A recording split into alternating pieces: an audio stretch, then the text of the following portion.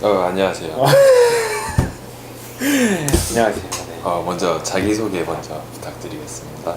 네, 안녕하세요. 저는 올해 25살 김대원이라고 하고요. 간단하게 자기소개를 하자면은 저는 원래 신학대학교에 다니던 사람이었습니다. 네. 신학대학교를 다니다가 이제 2년 정도 다닌 후에 군 입대하고 전역을 한 후에는 이제 정비를 하겠다고 마음을 먹게 됐죠. 이제 그 뒤로는 이제 이것저것 준비하다가 쌍용자동차 정비사업소에서 근무를 하게 됐어요. 그렇게 한 1년 정도 근무를 했고, 이번 18년도 아시아나 특별기수 훈련원 모집에 지금 면접까지 합격을 한 상태입니다. 이제 신체 검사만 통과를 하면은 이번 10월 말 정도에 향기원에 입교를 하게 될 것 같습니다. 일단 아시아나에 합격하신 걸 축하드립니다. 혹시 언제부터 뭐 이런 항공 산업에 지원을 하게 생각을 하셨나요? 지원하는 것을? 좀 군 입대했을 때 좀 생각보다 군 생활이 제일 맞았던 것 같아요. 활동적인 일, 그 중에서 좀 공구 작업, 예를 들어서 주임원사님과 함께 했던 뭐 톱질이나 망칠 같은 게 되게 즐겁게 다가왔던 기억이 있습니다. 그런 것들을 중점적으로 탐구하던 중에 저 뭐 배관, 전기, 뭐 자동차 많은 분야를 탐색하다가 그 중에서 항공 정비가 가장 멋지다는 생각이 들었었죠. 이제 그쵸. 정비를 받게 된 계기는 그거였던 것 같습니다. 많은 이제 공구를 사용하는 작업 중에 항공 정비가 가장 멋있었다. 그렇게 시작을 했던 것 같네요. 혹시 항공 뭐 훈련원에 대해서는 어떻게 알게 되셨나요? 저 이제 이것저것 군 복무 도중에 이것저것 알아보다가 항공장비 검색을 하면서 좀 이렇게 하다가 이제 여기 에어로코리아 등고잡이 블로그를 발견하게 됐어요. 그래서 한창 군부대에 있을 때 자기계발서 많이 읽었었는데 이상하게 자기계발서에 나와 있는 내용이 비슷하게 좀 블로그에 많이 포스팅 되어 있더라고요. 되게 신기하다 생각이 한번 들었었고, 그리고 그때 상황이 이제 나와서 대학을 갈 만한 상황이 아니어서 바로 좀 취업을 해야겠다라는 그런 생각이 있었는데, 마침 좀 블로그에 나와 있는 내용도 요즘에는 이제는 대학이 그렇게 유용한 시대는 아니다. 실질적인 사회 경험을 통해서 경력을 쌓는 게 우선이다라는 얘기 많이 나와 있었고, 또 그런 방법 중에 항공 분야로 넘어갈 수 있는 되게 최선의 방법 중 하나가 항공기술훈련이다 이렇게 포스팅 되어 있는 걸 봤습니다. 그렇게 보고 이메일로 연락을 드리고 휴가 중에 찾아와서 만나 뵙게 됐었죠. 혹시 훈련원은 저도 도전하는 입장에서 이게 따로 뭐 시험이 있는 것도 아니고 뭐 준비해야 될 게 뭐 딱히 정해져 있지 않은 훈련원 지원 과정인데 뭐 어떤 거를 준비하셨는지 생각을 하시고 준비를 할 때 지원 전까지 어떤 걸 준비하셨는지 알 수 있을까요? 좀 이제 되고 나서 좀 자신 있게 말할 수 있는 부분인데, 작년 대한항공 면접에서 떨어졌을 때까지만 해도 사실 스펙이라는 부분이 중요하구나라는 그런 고정관념이 되게 강했던 것 같아요. 많은 요인이 있었겠지만 제가 그때 당시에는 이 스펙 또는 학위라는 것도 무시할 수 없구나, 이게 되게 중요한구나라는, 그때는 되게 그것 때문에 떨어졌구나라고 생각을 많이 했었거든요. 근데 그렇게 떨어지고 난 후에 이제 계속 근무를 하고 일을 하고 여기 선생님하고 얘기를 많이 했죠. 특히 항공기술훈련원 준비반, 그래서 선생님과 얘기를 많이 하게 됐었는데,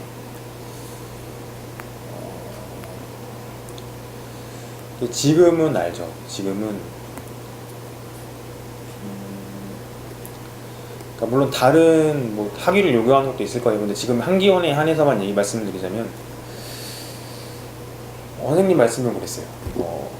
정말 잘하는 사람이 아니라 내가 잘 가르칠 수 있는 사람이 필요하다. 이 회사에서는 그렇기 위해서는 사회 경험을 하면서 너가 정말 가르침을 받을 수 있을 만한 그런 사람이 먼저 돼야 한다. 그런 얘기 하셨거든요. 실제로 1년간 근무하면서 정말 많이 배운 것은 선임들을 대하는 자세랄까요? 자세 또는 혼이 나더라도 다시 살려줄 수 있는 좀 이런 끈기? 근데 내구도? 그리고 좀 마음가짐이죠. 좀 내 신입의 자세는 어때야 할까 라고 했을 때 첫째는 일을 잘하는 게 아니라 일을 못하는 건 당연하지만 이 사람들을 기분 좋게 해줄 수 있도록 노력해야겠다는 이런 마음가짐. 실제로 그렇게 마음을 먹고 계속 선생님과 교류하고 또 혼도 많이 나면서 이렇게 마음가짐을 먹고 일을 하게 되니까 일이 굉장히 재밌어지는 경험을 많이 했어요. 어느 순간부터 굉장히 재밌어져요. 막 혼이 나도 어차피 나 혼나는 건 당연한 거니까 다시 또 뭐라 하네 다시 하다 보니까 일이 되게 굉장히 재밌어지고 어느 순간 선생님이 보시기에도 이 정도면 준비가 됐다 라고 말씀하시는 시기가 있었거든요. 이제 그런 시기를 겪고 있고 어느 정도 이제 관계적인 부분이 해결됐다라고 싶을 즈음에 때마침 아시아나 공고가 떴어요. 자기소개서는 이제 계속 선생님한테 부탁드리고 검사받고 심사하고 있던 중이었고 좀 그런 마음가짐으로 지원을 했죠. 그 준비반을 네네. 해가지고 네. 수업을 들으셨다고 하셨는데 네네. 뭐 준비반을 들으면 뭐 어떤 거를 준비하고 뭐 과정이 어떻게 되는 건가요? 뭐를 뭐 배우거나 그런 게 있는 건가요? 준비반이 사실 좀 눈에 가시적으로 보이는 뭐 라이센스나 그런 걸 주는 건 아니에요. 뭐 책 한 권을 뭐 끝내자 이런 것도 아니고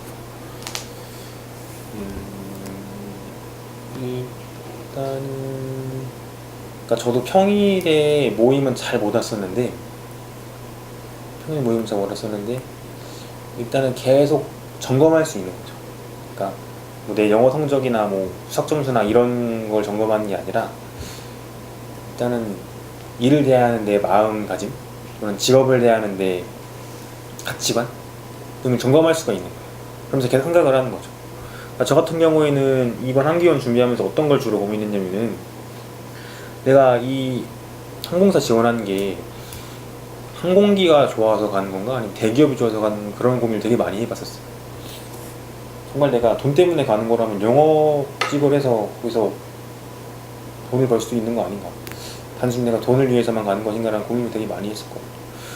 그리고 그 과정 거치면서 선생님하고 대화를 많이 하고 자기소개서도 첨삭을 자주 받으면서 지금 정리를 하고 지금은 또 저 스스로 수긍하는 것은 저 항공 분야를 가는 이유가 단순히 대기업이라서 돈을 더 많이 줘서가 아니라 더 어렵고 복잡한 일이기 때문에 결국에 더 재밌는 일일 수 있겠다라는 그런 가능성을 본 거죠.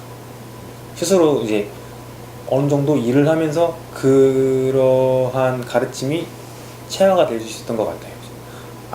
좀 일을 하면서 이렇게 잘하는 일을 반복하는 게 재밌는 게 아니라 혼나더라도 새로운 일을 하는 게 재밌구나. 그러면은 항공기도 마찬가지겠구나. 항공기 더 어렵고 복잡하니까 더 길게, 더 오래, 더 재밌는 일을 많이 할 수 있겠구나라는 생각이 이제 그런 자신이 생긴 거죠. 저 일을 하면서 또 이렇게 한기원 준비반을 하면서 그러니까 어쩌면은 한기원 준비반을 하지 않는다 하더라도 선생님께 계속 지속적으로 연락을 드리고 계속 찾아온다면은 불필요할 수도 있어요. 근데 시간을 정해놓고 계속 선생님을 만나러 온다는 것 자체가 굉장히 중요하다고 저는 생각을 해요.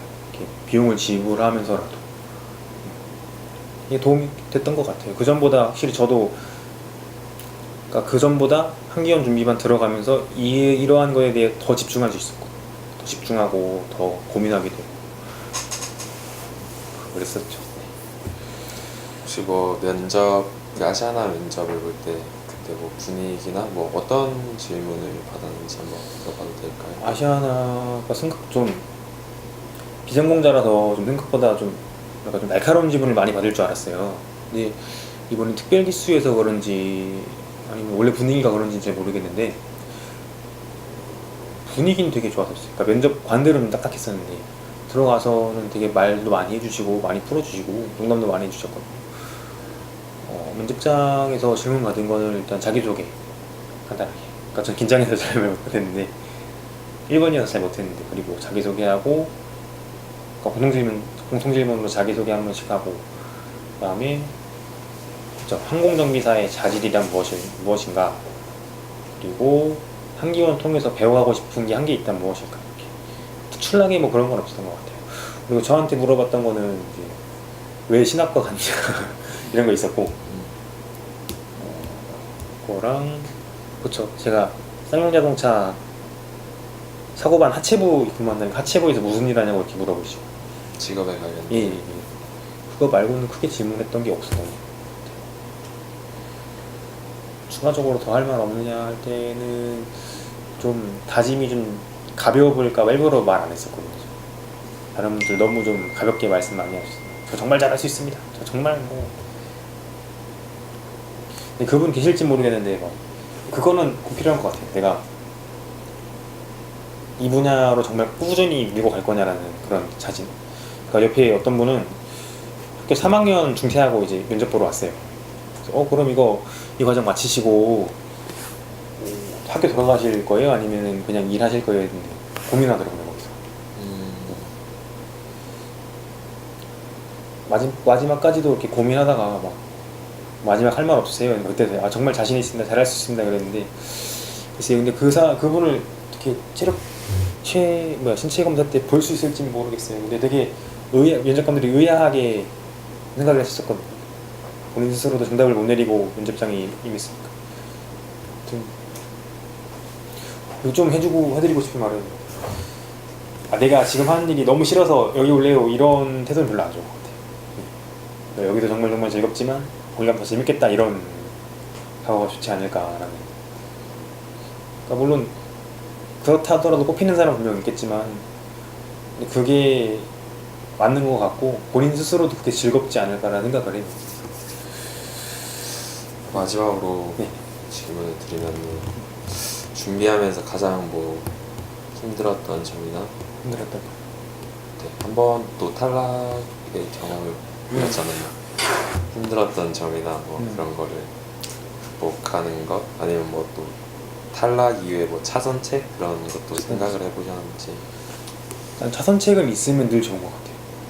그리고 좀 본인 스스로, 그러니까 좀 지원하시는 분들 스스로도 참 좀 본인 마음에 결론을 내리시면 참 좋을 게 비행기가 아니라 정비 자체에 즐거움을 주시면 좋지 않을까라는 생각을 해요. 참 신기하게도 이번 아시아나 지원할 때는 진짜 여기 너무 싫어 그만둬야겠다라는 생각이 없었어요. 일할 때 오늘 재밌네? 내일 또 뭐 물어보지 이런 생각이 좀 많았었던 그런 시기였었거든요. 어려웠던 거예요. 좀 떨어지고 나서 일단 떨어졌을 때는 제가 쌍용 들어간 지 3개월 때 여기 다시 지원했는데 떨어졌었거든요. 근데 진짜 막막하더라고요. 여기서 1년 어떻게 버티지? 인생 망했다 막 그랬었는데 아니에요. 근데 진짜 기름 많고 내가 정말 대기업의 수강만 바라고 살 게 아니라면은 그냥 바닥부터 시작하더라도 정말 내가 내 힘으로 뭔가 읽어낼 자신 있다 그렇게 살아보고 싶다라는 생각이 있다면은 얼마든지 차선책은 많은 것 같아요. 정비가 됐다면 정말 같이 더 재밌게 공유하겠지만 그런 각오가 있다면은 그쵸 항공기가 아니더라도 재밌게 살 수 있을 것 같고 항공기가 된다면 더 즐겁겠죠. 그리고 이런 사람들을 원하지 않을까라 생각을 해요. 저 보면 저거 그렇잖아요. 신학대학교 출신에 사실 졸업도 못했어요. 졸업도 못하고 학위도 없고 기능사도 안 땄어요. 지금 밀어가지고 자격증도 운전면허밖에 없는 상태거든요. 그럼에도 불구하고 된 이유는 그냥 그거겠죠. 진짜 딱 이 정비를 굉장히 좋아했기 때문에 여기부터 시작할 수 있었다라는, 그리고 여기서 이렇게 배웠고 이렇게 재밌게 일하고 있다라는 자신. 너무 힘들었어요. 너무 힘든데 지금은 재밌어요. 지금. 좀 그런 게 필요하지 않을까 생각을 합니다. 딴 얘기로 빠진 것 같은데. 잘 들었습니다. 네네. 다시 한번 합격을 축하드리고요. 감사합니다. 고생하셨습니다. 감사합니다.